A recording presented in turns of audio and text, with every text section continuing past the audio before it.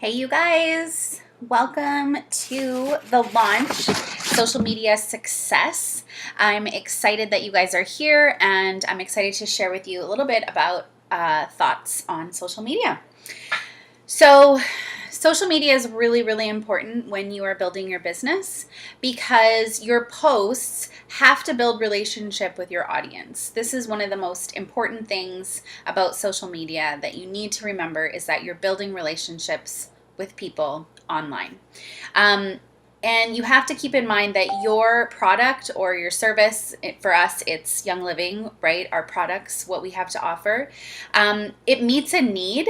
It meets a need in somebody's life. And so we need to present it in a way that they see value in it. And that's really important. You want people to connect with you on an emotional level.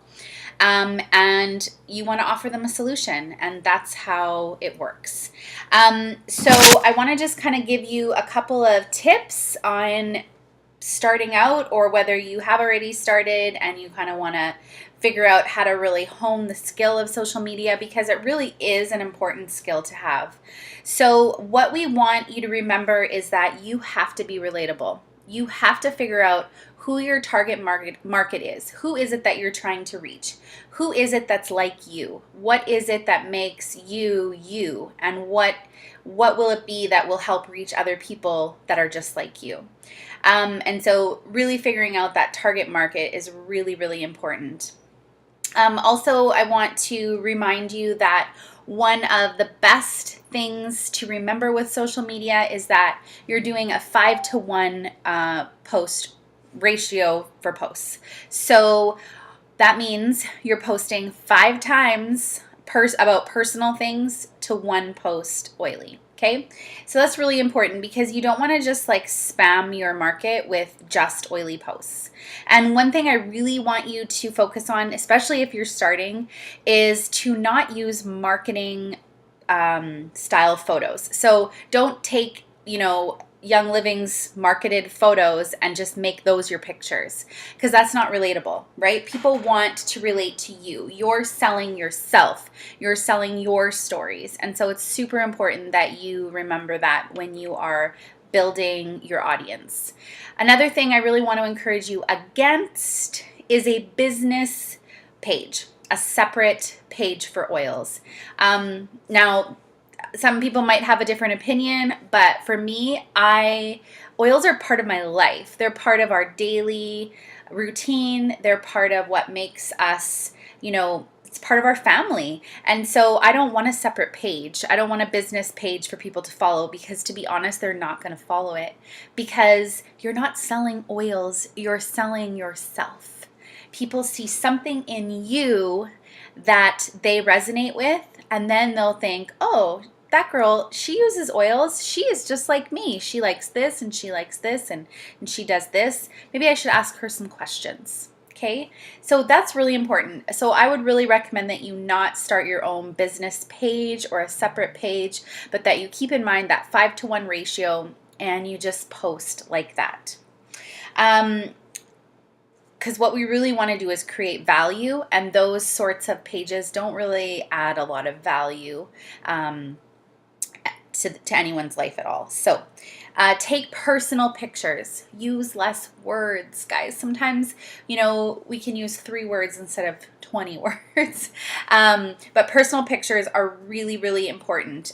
Tell stories in those photos and use your own voice. Talk in your own voice the way that you would to a friend or somebody who knows you. If they came across your post, they'd be like, oh, that sounds just like Heather sounds, right?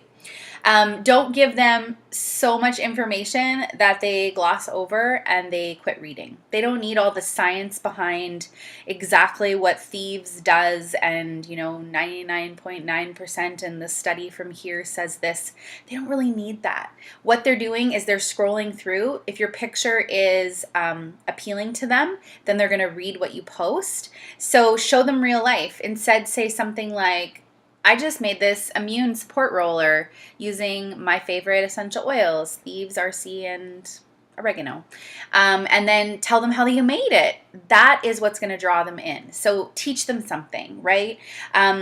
Post a tutorial. People love stuff like that. They want to know what it is that you're using.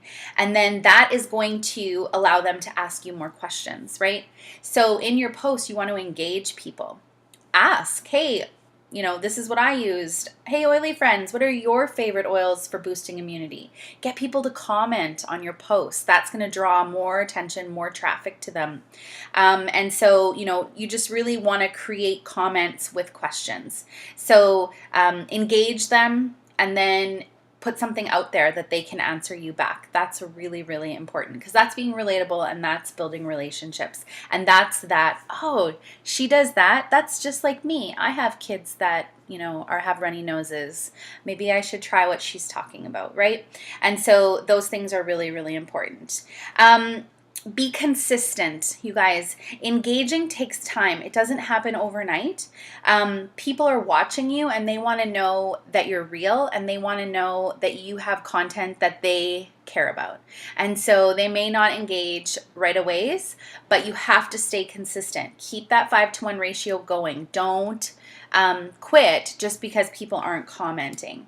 Find some friends and be like, hey, let's comment on each other's posts and let's create traffic, right? Figure out ways to be smart about social media. I want you guys to also remember, please take nice photos, take light, bright photos, photos that are appealing to people, right? Because really what people are doing is they're scrolling by, and your photo is the first thing that's going to catch them in Instagram anyways, is your photo, right? And so you want to create content based on what inspires you and who you are and what you want to see. So we talked about not oversharing, right? We talked about giving them action, and, and you just really need to remember in the back of your mind that you do build your following based on yourself, not on your oily content, right? It's all about you. Just a little note about Facebook. You want to be an influencer. You want to connect with people.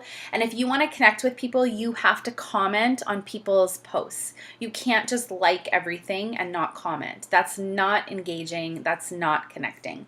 So you have to comment. And one little tip for you, especially if you're starting out with oils, do not click the share button.